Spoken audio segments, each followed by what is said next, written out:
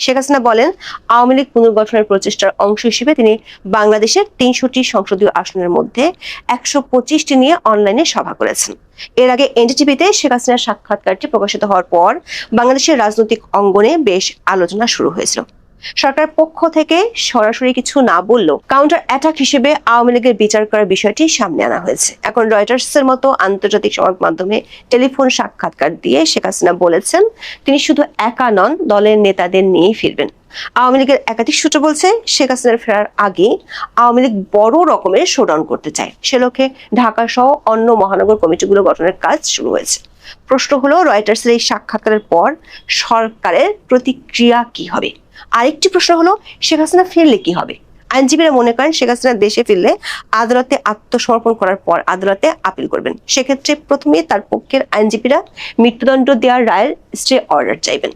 যদিও শেখ হাসিনা আইনের দৃষ্টিতে একজন পলাতক এবং তার আবেদনের সময়সীমা পেরিয়ে গেছে, কিন্তু মৃত্যুদণ্ড বিধানের ক্ষেত্রে আসামি ফেরার পর আপিল করলে আদালত সাধারণত তা মঞ্জুর করেন। আইনজীবীদের একটি পক্ষ মনে করেন, বাংলাদেশের যুদ্ধাপরাধের দায় নিয়ে মৃত্যুদণ্ড থেকে ফিরে সংসদ সদস্য হওয়ার নজির যেখানে আছে, সেখানে রাজনৈতিক পট পরিবর্তনে অনেক কিছুই সম্ভব।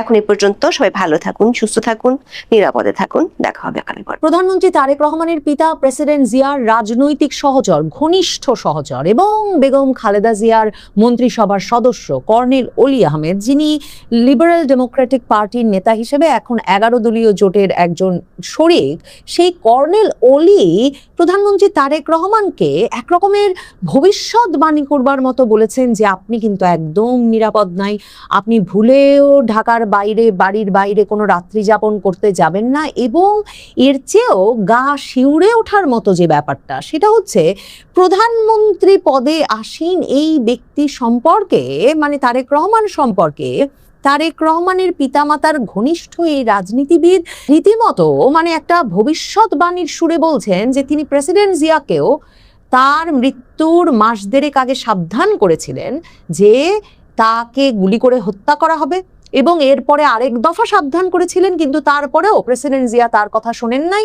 প্রেসিডেন্ট জিয়া রাত্রি যাপন করেছিলেন চট্টগ্রাম সার্কিট হাউসে, এবং সে কারণেই প্রেসিডেন্ট জিয়া নিহত হয়েছিলেন। কারণ প্রেসিডেন্ট জিয়াও যেমন তার দলের শত্রুদের দ্বারাই নিহত হয়েছেন, কর্নেল অলির কথায় পরিষ্কার, যিনি কিনা সেই বিএনপির একেবারে প্রতিষ্ঠাকালীন সময় থেকে কিন্তু প্রেসিডেন্ট জিয়ার সঙ্গে ছিলেন, এবং তখনও তার সামরিক বাহিনীতে 9 বছরের বেশি চাকরি ছিল। কাজেই রাজনীতি করবেন বলেই এবং জিয়ার সঙ্গে রাজনীতি করবেন বলেই তিনি সেনাবাহিনীর চাকরি ছেড়ে বেরিয়ে এসেছিলেন। সেই কর্নেল অলি বলছেন যে এই দলের ভেতরেই তারেক রহমানের শত্রুরা ঘুরছে।